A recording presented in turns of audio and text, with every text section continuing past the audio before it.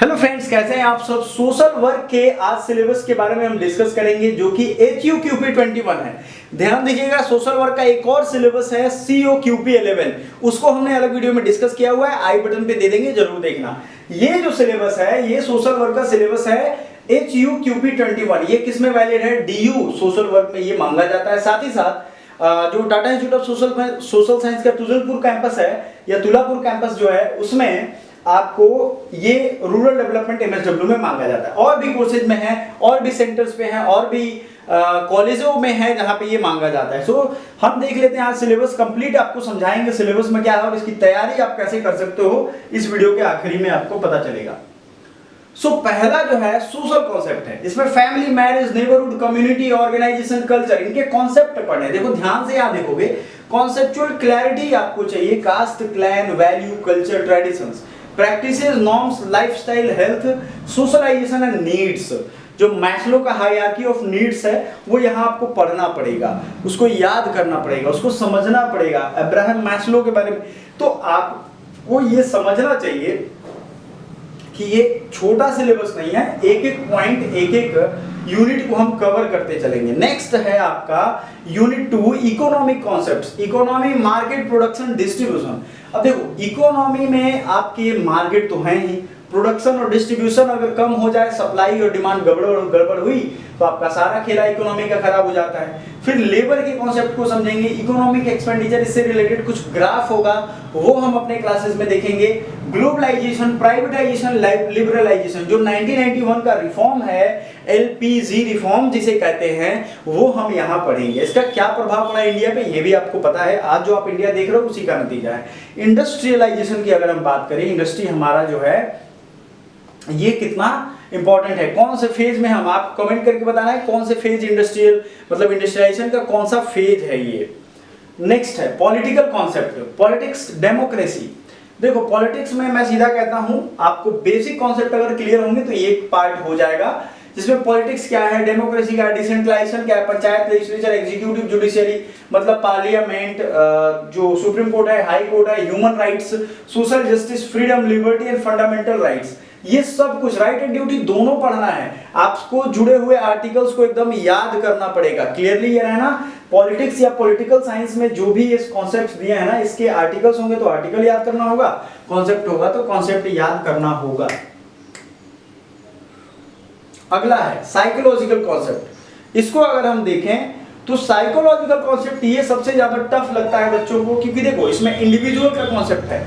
अभी तो कुछ लोग कुछ भी नहीं जानते हैं इसके बारे में, तो इंडिविजुअल, फिर सेल्फ, फिर behaviour, mental function, attitude, emotions, belief, self esteem, intelligence, ये सब आपके लिए जरूरी हो जाता है। ठीक है, अगला देख लेते हैं unit 5, environmental concept. Environment, atmosphere, pollution, air, ये कंप्लीटली आपको, चूंकि अभी का जो रेलेवेंट हमारा इन्वायरमेंट है उसके लिए नॉलेज ये बहुत जरूरी है। एयर पोल्यूशन, वाटर, किसमें PM 2.5 होगा तो क्या होगा, मतलब सल्फर डाइऑक्साइड होता है कि नहीं, CH4, हर कुछ, मीथेन हो रहा है कि नहीं, ग्रीन हाउस गैस में, कौन सा गैस किसमें इंक्लूड होता है ये आपको जानना है। फॉग क्या होता है, स्मॉग क्या होता है, ये सब इसी में पूछा गया है। Water, soil, forest and disaster, ये सबसे सवाल पूछा गया है। नेशनल डिजास्टर मैनेजमेंट एक्ट कब आया, कब उसमें संशोधन हुआ, ये सब पूछे गए हैं ना, तो आपको ध्यान रखना है। आगे बढ़ते हैं लीगल कॉन्सेप्ट में। देखो लीगल और पॉलिटिकल कॉन्सेप्ट अलग है दोनों। तो लीगल कॉन्सेप्ट में अगर हम बात करें, कॉन्स्टिट्यूशनल लॉ, पिटीशन, लिटिगेशन, ये वो काम है जो मतलब लीगल रूप से आपके जानना चाहिए एक सोशल वर्कर को, क्योंकि उसे FIR कराना होता है, FIR में समझ में आनी चाहिए, लिटिगेशन करना होता है, कई बार पिटीशन डालने पड़ते हैं, तो ये सब चीजें आपके लिए जरूरी है। सोशल रिफॉर्म और सोशल रिफॉर्मर्स, एक चीज का क्लियरली ध्यान रखिएगा, सोशल रिफॉर्म जो होता है आपका, उसमें मूवमेंट की जरूरी होती है। शुरू होता है राजा राम मोहन रॉय से और ये आपका चलेगा, गुरु नानक, कबीर, बासवेश्वर के बारे में पढ़ना है, राजा राम मोहन रॉय के बारे में पढ़ना है, स्वामी विवेकानंद के बारे में पढ़ना है, DS कर्वे के बारे में भी पढ़ना है। फ्रीडम मूवमेंट में अगर हम देखें तो देखो ये आपका सीधे लिख दिया है गांधी, सुभाष चंद्र बोस, लेकिन ये मॉडर्न हिस्ट्री का पार्ट है। तो आप देख लो टोटल सिलेबस कितना टफ है। सो DU MSW या इस पेपर कोड की अगर आप तैयारी कर रहे हो तो हमारा कोर्सेज अवेलेबल है, डिस्क्रिप्शन में हमारा लिंक है, डायरेक्ट व्हाट्सएप नंबर है, कोर्सेज के लिए, सिर्फ क्वेरी के लिए अगर आपको चाहिए, बहुत अफोर्डेबल प्राइसेस पे आपको आराम से मिल जाएगा, आपके हर महीने के पॉकेट मनी से भी कम है, घर बैठे आराम से आप पढ़ सकते हो। कोई ज़्यादा नहीं, 1000 से ज़्यादा बच्चे स्टूडेंट जो अभी तक हैं, 5 साल से ज़्यादा हो गए हमें, और वो एडमिशन ले चुके हैं इंडिया भर के कोने कोने में, डिफरेंट यूनिवर्सिटीज़ में। सो आप भी इसको जरूर ट्राई करना, मेरे हिसाब से आपके लिए अगर अफोर्डेबल हो तो जरूर ज्वाइन करो। अगर आप खुद से तैयारी कर ले तो वेल, आप आराम से करो, कोई दिक्कत नहीं। अंबेडकर, मेधा पाटेकर, अन्ना हजारे, अरुणा रॉय, ये अभी के सोशल मूवमेंट रिफॉर्मर मूवमेंट को लीड करने वाले लोग हैं।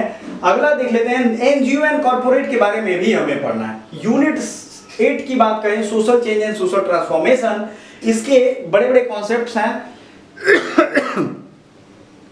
जो कि आपको social change and social transformation पढ़ना है। हमारा सोसाइटी कैसे ट्रांसफॉर्म हो रहा है, हमारा सोशल चेंज डायनेमिक्स जो है वो कैसे बदल रहा है, क्या हमारा सोसाइटी ऐसे ही था, किस तरीके से इसमें चेंज आ रहा है, क्या इसकी थ्योरीज हैं, कौन कौन से इसमें थ्योरेटिकल पर्सपेक्टिव आपको देखने हैं, ये सब आपको यहाँ देखना है। ठीक है, इसमें दोनों का डिफिनीशन से लेकर के और थ्योरीज भी पढ़ेंगे। सस्टेनेबल टेक्नोलॉजी की अगर हम बात करें, forms of sustainable technology, solar, wind, biogas. देखो सोलर टेक्नोलॉजी पे बहुत सरकार जोर दे रही है, इसके अलग अलग टारगेट्स हैं। विंड, बायोगैस, बायोडीजल, इसके क्या क्या कंपोनेंट होते हैं, बायोडीजल के लिए सरकार क्या कर रही है, इसके रिलेटेड करंट अफेयर्स भी आपको देखने समझने पड़ेंगे।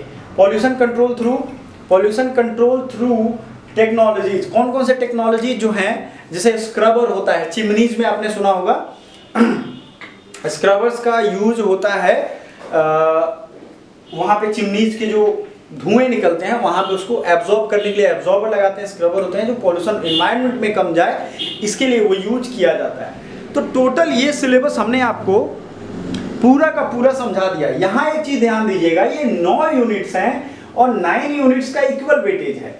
ठीक है, तो क्वेश्चन पेपर जो है ये तो आपको 75 दिख ही रहा है। All the question paper subject specific knowledge है, ऐसा नहीं है कि ये जनरल नॉलेज से हो जाएगा, इसमें सब्जेक्ट स्पेसिफिक नॉलेज मांग रहा है। आगे देख लेते हैं, ऑल क्वेश्चंस आर कंपल्सरी, आपको हर क्वेश्चन करना है, ये बाइलिंगुअल होने वाले हैं और ये पेपर कोड बाइलिंगुअल मतलब हिंदी और इंग्लिश दोनों होगा, लेकिन दोनों में कंफ्यूजन होगा तो एग्जाम में क्लियर इंस्ट्रक्शन दिए रहते हैं कि अगर कंफ्यूजन होने के बाद आपको इंग्लिश वाला जो है वो एप्रोप्रिएट माना जाएगा। अब सवाल ये उठता है कि आपको इसको क्रैक करना है तो इतने डाइवर्स, इतने डायनेमिक सिलेबस को आप कवर कैसे करोगे? तो सिंपल सा लॉजिक है, इसके अलग अलग एनसीईआरटी के सिलेबस हैं, कहीं कहीं आपको एक जगह कहीं भी नहीं मिलेगा। आपको अगर ये एक जगह चाहिए तो हमारा इसका स्टडी मटेरियल भी है, वो भी ले सकते हो, कोर्स भी है, दोनों आप ले सकते हो।